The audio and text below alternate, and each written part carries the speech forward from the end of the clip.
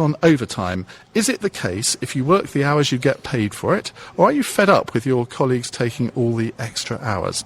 And should violent drunks be allowed out of prison as long as they stay off the booze? Boris thinks so, but would this make our streets worse and create more of a strain on the police? That's Anthony Davis coming up from 10 o'clock here on LBC 97.3. Now, let's carry on before I really interrupted myself. Graham Watson MEP is with me. He's written a book called Building a Liberal Europe. We're going to be joined by Duncan Brack a little bit later to talk about his book Peace, Reform and Liberation, a history of the liberal politics in Britain 1679 to 2011. Now, Graham, building a liberal Europe, what do you mean by a liberal Europe? Well, this is all about the period from 1979, when we had the first direct elections to the European Parliament, to 2009, when I stood down as leader of the Liberal group from across the continent in that Parliament. And really what it looks at is what Liberal Democrats from all of the different countries in Europe have been able to achieve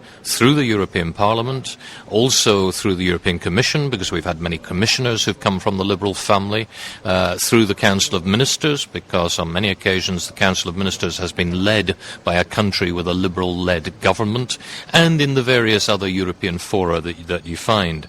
And I talk about how, for example, it was largely due to Liberal action that the single market was extended, or the European Common Market was extended to take in cooperation in the field of justice and home affairs, cooperation between countries in foreign and security policy, and so on. How Liberals were central to the enlargement of the European Union to the former communist countries in 2004. How it was our action that got the International Criminal Court established in The Hague for the trial of So it's a bit of a puff people. for Liberals, that's what you're telling me. Well, it is a puff for Liberals, but it looks too at what Liberals actually achieved, what initiatives we took, where our votes made the difference, on the range of policies, from transport through consumer protection through... Let's look at this word liberal, though, because it means very different things in different European countries, doesn't it? That's a myth. That's an absolute myth. No, it's not. If you look at the German FDP, which is your sister party in Germany, they're basically a Thatcherite party. No, they're not a Thatcherite party. Look, the difference between Liberals, and I've served in the European Parliament now in the Liberal group for 17 years, is far smaller than the difference between parties that call themselves socialist or social democrat, where you have on one wing the Greek socialists who are almost communists, and on the other wing the British Labour Party, which is not even identifiably social democratic anymore. The Liberals certainly draw from the three major traditions of liberalism. We draw from the tradition of classical liberalism and the dignity and rights of the individual. We draw from the tradition of economic liberalism and the thoughts of Adam Smith and so on, and also from the more recent tradition of social liberalism. But all of the liberal parties across the continent, wherever you find them, come within that framework. And some countries actually have two liberal parties. They have a left-wing liberal party and a right-wing liberal party. But, I, as a sort of basically a Thatcherite conservative, if I was voting in Germany, I would vote for the FDP. I wouldn't vote for the CDU. Well, I'm delighted to hear you're one of the few people who would at the moment. They scored, I think, 2% in the elections last night. I do accept that, and they do seem to go up and down like a yo-yo. I think they got 16% at a recent general election, but I suppose there are some interesting lessons to learn, though, from the experience of the FDP in Germany for the British Liberal Democrats, because they have experienced the highs and lows of coalition politics. They have indeed, and when you look back, of course, over the development of the European Union, because Germany is such a big and such a powerful country, they have been hugely important, and German liberals like Hans-Dietrich Genscher, who after all started the Ostpolitik, which broke the Soviet Union apart, German liberals like Martin Bangemann, who did so much for bringing Europe together economically. I think it was Willy Brandt, to be fair, that started Ostpolitik. Well, Brandt and Genscher worked together. Brandt was the premier and Genscher was his foreign minister, and it was a very successful... So it's like saying Nick Clegg started the Libyan action. He didn't. I think Hans-Dietrich Genscher's role in Ostpolitik was rather more than Libs and Nixon. I do accept that. Having lived in Germany in the 1980s, I totally accept that. What about, though, the Liberal Democrat attitude to Europe? And at this point, let me just welcome Duncan Brack into the conversation. He's hot-footed it from the launch of his book, Peace, Reform and Liberation, and joins us now. I don't know if you want to take part in this conversation as well, Duncan, but you'll be very welcome to do so if you'd like to. on the Liberal Democrat attitude to Europe, the Liberal Democrats are seen as the most Europhile, if I can use that word, of all the political parties in Britain. We're quite keen for us to go into the euro, although there's a little bit of rowing back on that now, I see from some people. What is the distinctive Liberal Democrat policy now towards Europe, or have we all become Eurosceptics now? No, we've not all become Eurosceptics. I mean, Liberal Democrats have always argued that cooperation with other countries, whether it be in trade, or whether it be in getting our police forces together to tackle crime, or whether it be working together to fight climate change and deal with the challenge of energy security, for us, this is self-evidently a good thing. And so we've never had any real difficulty with working with other countries in the European Union. And I think that's one of the reasons why Liberals have been more powerful and more effective across the European Union, because in whichever country we've been in, we've believed in the whole project. It's been more difficult for the right wing on some occasions, where they've been hostage to populism of some of their members. It's been more difficult for the left wing on some occasions, when they've accused Europe of being some kind of capitalist club. Liberals and Liberal Democrats across the continent have worked to make it work, and if you followed the debates in this conference this weekend, I think that comes over very clearly in everything that's been said. We talked about all the different Liberal parties in Europe. How many of them would like to see a United States of Europe? I think every party approaches this from its own background, but nobody is arguing in favour of a United States of Europe, because we have 27 different countries, each with most of them with their own languages and their own traditions. You're never going to get the kind of homogeneity. It's simply not true to say that. Andrew Duff, your colleague, is a noted federalist. He argues for it very vociferously and very effectively. Well, he does, but he's in a minority, even within his You own can't say no political one argues group. because some of your colleagues do. Andrew's just published a wonderful pamphlet called Federal Union Now. It's a pamphlet which any federalist could have produced in the last 30 years. You can't accuse him of populism, can you? Let's No, face it. indeed. But, most of us prefer not to fly in the face of public opinion. We believe that the European Union at the moment serves Britain well, and we want to play a constructive role within that. And we are a little worried that our coalition partners, or at least their backbenchers in the House of Commons, seem to be almost viscerally anti-European, and that is a problem for the country. I'm going to pick you up on that, because it really annoys me when people who are described as pro-Europe describe Eurosceptics as anti-European. It's not being anti-European, it's being anti-EU. Well, it's not the same thing. No, it's not the same thing. The European Union is only 27 member states, and there are at least 36 in Europe.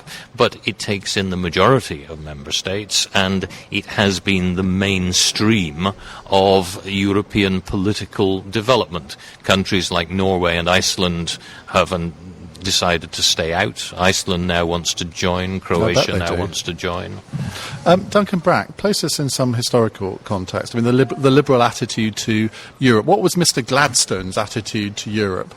Well, he was one of the very first people to argue for concert of nations acting together in the face of international challenges. And actually, if you look at the history of the Liberal Party, all through its history, actually internationalism has been one of its absolutely constant themes. And, of course, free trade was one of the great rallying calls of the Victorian Liberal Party, something Gladstone in particular was associated with. But for Liberals, free trade was always about much more than just economics and comparative advantage and getting the cheapest goods. It was about the free exchange of goods and people and ideas across national frontiers as a better way to bind nations together and to make war less likely. So you can trace that attitude right from, say, Gladstone's support for the concert of nations and European That's a good phrase, that, isn't it, actually? Absolutely. And then through into the 20th century support for the League of Nations and the United Nations. And then the British Liberal Party was the first British party to call for British entry to the EU, or the common market as it was then. Now, what about the euro? Because obviously no one quite knows what's going to happen to the eurozone over the next 3 months. I suspect part of the reason that Vince Cable used such apocalyptic language in his speech today, saying that we're facing an economic war, I suspect it was almost, without saying it, a premonition of imminent disaster in the eurozone. Do you think that's overstating it, Graham? No, I think there is rightly a lot of worry that the political courage may not be there to take some of the perhaps electorally unpopular decisions that need to be taken. Because in the summit in Poland last weekend, I mean, they've effectively deferred the decision on Greece until October, which I would have thought by which time may be too late. Well, they've deferred the decision on a €8 billion tranche of assistance until the Greeks actually put through their parliament the austerity measures that they've been talking of. But sure, people are worried that Greece is not doing what it needs to be doing to help itself out of the mess that it's in.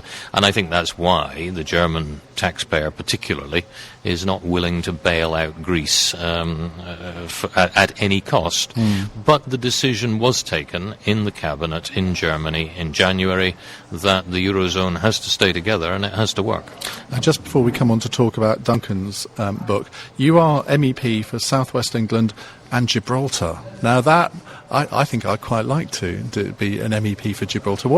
How often do you go to Gibraltar, and what's the difference between being MEP for Gibraltar and South West England? It's a wonderful story. The reason that Gibraltar is part of the constituency is that a lady from Gibraltar took the British government to court because they were obliged to abide by European Union law and they had no say in the framing of the law. And the European Court of Justice found in her favour and instructed the British government to enfranchise the good citizens of Gibraltar. And I go down there about twice a year, and all of the issues I deal with, well, I call have yourself a 51, Liberal Democrat, pavement politics twice a year. I have 51 Westminster constituencies in my patch in the southwest, and Gibraltar's a kind of 52nd state. But I have to say the issues that come up are completely different from those in the southwest, because they're all to do with discrimination. People being discriminated against either by the British government or the Spanish government or sometimes even their own government, and having no access to justice. They're fascinating liberal issues. I'll tell you what, though, the lesson of that is anyone who says that a single person can't change anything in politics, you've just given an example of how you can do it. Absolutely right. Graham, thank you very much. Do stay and take part in our conversation about Duncan's book, which we'll be coming on to in just a second. This is LBC 97.3. It's 9:45.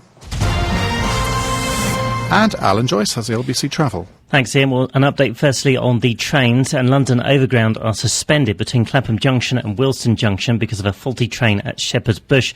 And that's also affecting Southern, which are being delayed between Milton Keynes Central and at Clapham Junction. At London Overground, apart from that, though, getting back to normal. London Midland and Virgin trains also getting back to normal between Euston and Milton Keynes after a separate signalling problem there. And National Express East Anglia are still delayed by up to 25 minutes between Liverpool Street. The wonder of the universe. Discover is a product of Lufthansa. Book one-way flights to over 100 European destinations from just £49 at Lufthansa.com. Subject to a £4.50 handling fee. Terms and conditions apply. Lufthansa. There's no better way to fly. For that stylish kitchen, for that designer bathroom, for your dream home, visit Elite Tiles and Interiors.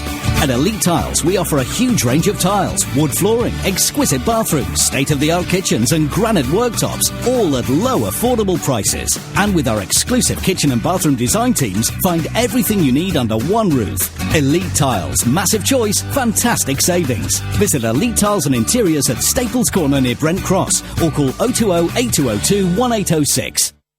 Join London's biggest conversation with Nick Ferrari at breakfast. Secretary of State for Business Vince Cable joins me now. Do you think that the Conservatives are morally repugnant, wicked, reactionary and horrible, as one of your colleagues does? I don't believe in any of those things. Tim Farron was wrong, was he? Well, I think if those words were used, I certainly don't subscribe to them. I work with the Conservatives on a business-like basis. Join London's biggest conversation with Nick Ferrari at breakfast. Back tomorrow morning from 7. LBC 97.3.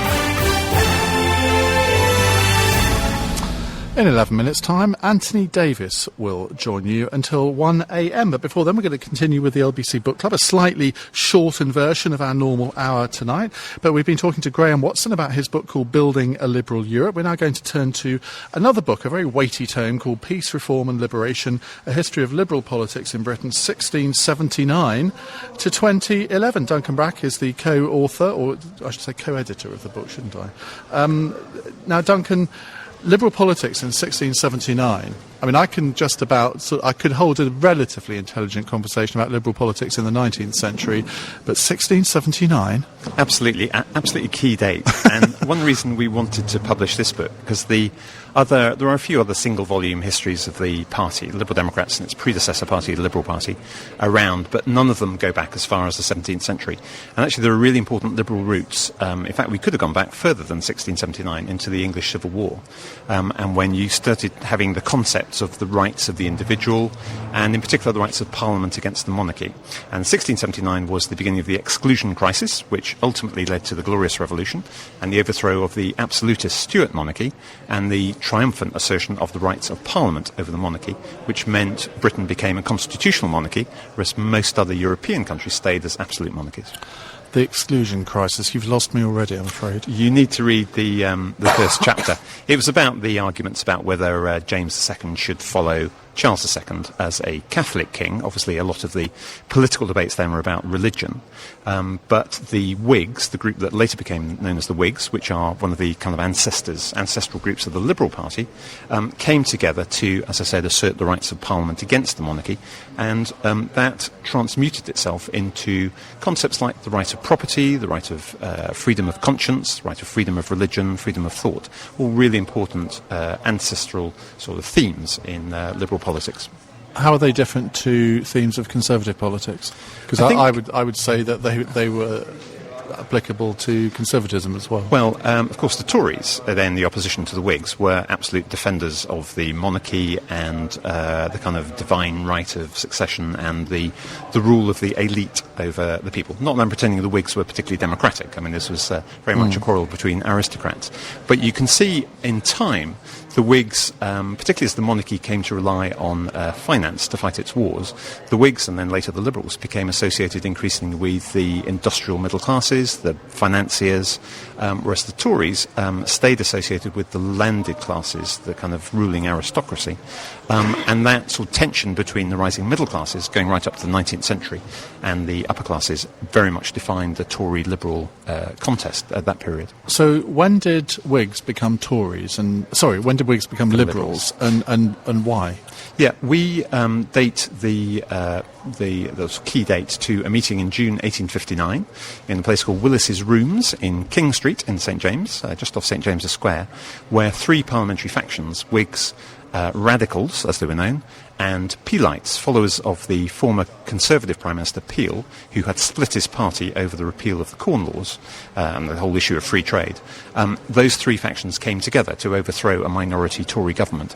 And it's interesting, picking up what we were saying earlier about internationalism being a theme, the issue on which they came together was a question about whether to support the Italian rebellion against Imperial Austria, whereas the Whigs, Radicals and Peelites, who became gradually known as the Liberals, supported the right of nations to self-determination against Derby's Conservative government, which tended to side with the imperial powers. Graham Watson, it seems to me that Liberal Democrats seem to be far more interested in the history of where they come from as a party than maybe Conservatives or Labour supporters are. Gross sweeping generalisation there, but I mean, when you look at some of the books that, Duncan, your own group, the Liberal Democrat History Group, has published over the years, that doesn't seem to happen in the other parties as much. Why are Liberal Democrats so interested in their own history? Well, we're very much interested in the development of ideas and how those ideas can be applied to the society in which you live. And I think one of the differences between liberalism and other political philosophies is that liberalism is a formula rather than a blueprint. Marxism was supposed to be able to apply to any country at any stage in time. If liberalism is a formula X, if you apply it to country Y, the outcome in policy terms might be different from applying it to country Z. And that's perhaps why, coming back to our earlier discussion, the Free Democrats in Germany occasionally appear to be different from the Liberal Democrats here. It's not that their ideas are different, but that the society to which they're applying those ideas is different, and therefore the policy outcomes are not always identical. Now, I suppose, Duncan, we could probably agree that the heyday of liberalism in terms of Britain would have been the second half of the 19th century and the first, the first 14 years of the 20th century. Where did it all go wrong? Yeah, I mean, that is a debate much carried on by historians about whether the decline of the Liberal Party was inevitable, particularly by Marxist historians who tend to argue that the rise of the organised working class and its representative party, the Labour Party, was bound to displace bourgeois parties, middle-class parties like the Liberal Party, or those who argue actually no, contingent factors had much more of an impact. And in reality, the disastrous split in the Liberal Party over the conduct of the First World War between Asquith, the leader, but not very effective Prime Minister, and Lloyd George, the kind of insurrectionist, much more effective war leader, led to the party being split, fighting elections in two factions against each other after the First World War, just as the franchise was extended to the working classes. So I think it was a completely disastrous chain of events that led to the replacement of the Liberals by Labour as the main kind of anti-Conservative party. And I think had the Liberal leaders been more wise, it needn't have happened that way. Because if you go back to before the First World War, Liberals were basically representing the working classes as well as the middle classes, and doing that very successfully. And what would you say the greatest Liberal achievement was in that sort of 60, 70-year period? There's a whole chain, really. I think if you look at Gladstonian liberalism, it was all about removing constraints on freedom, extending the franchise, the right to vote, establishing a secret ballot so that voters couldn't be interfered with by their employers or by landowners, removing restrictions on entry to the churches, to the universities, to the military, removing kind of negative constraints on freedom. Then the important thing about the Liberal Party, and unlike several continental European Liberal parties, we still see this sort of today, is that under the pressures of the kind of industrialisation and the vast changes in the urbanisation of Britain at the tail end of the 19th century, beginning of the 20th century, the Liberal Party took on a much more interventionist role. It's the new liberalism of Asquith and Lloyd George and Churchill, who was at the time a Liberal, prepared to use the power of the state to remove the barriers to freedom by unemployed people or people suffering from ill health or lack of education. So it's a much more sort of positive conception of freedom than Gladstone had. So we had this 70 or 80-year period where the Liberals were out of power, only obviously came back into power in 2010. How did liberalism, as a concept, as an ideology, as a philosophy, how did it imprint itself on British society during those wilderness years? I think Liberals remained enormously influential on the governance of Britain, because you have to remember, of course, that John Maynard Keynes, who broadly set the pattern for post-war government's economic policy, and William Beveridge, who set the pattern for post-war government's social policy, welfare state policy, were both Liberals and wrote as Liberals. Now, it's true that their ideas were implemented by governments of other parties, and the Liberal Party almost died out completely in the 50s and 60s. But it still stayed resilient core of, people call them awkward nonconformists, in the West Country, Scotland, Wales, the Pennines, that refused to die out and held to the belief in individual liberty and connected beliefs such as the belief in internationalism, the entry into Europe, later on the belief that environmental politics was an important thing. So liberalism never quite died out and was able then to capitalise on the growing disillusion with the Labour and Conservative parties from the 70s onwards. Just very briefly, because I'm afraid we've only got 1 minute left, do you think this is a more liberal government than sometimes the media gives it credit for? And I should explain that you actually work as a special advisor for the government, so you're bound to say yes, I suppose. But, I mean, 75% of the Lib Dem manifesto is apparently being implemented, far more than from the Conservative manifesto. Yes, I think I have to be careful here in my job, but if you read the very last chapter of the book, takes the episode up, the history of the party up to July of this year, and the arguments of the NHS reforms, and it's argued there that, yes, the party did a good job in getting its programme into the coalition programme, perhaps not so good on the distribution of posts, but having a clear influence on the government. Now, who said that LBC couldn't have a highbrow discussion? Thank you very much, gentlemen, for the last half an hour. Peace, Reform and Liberation is Duncan's book.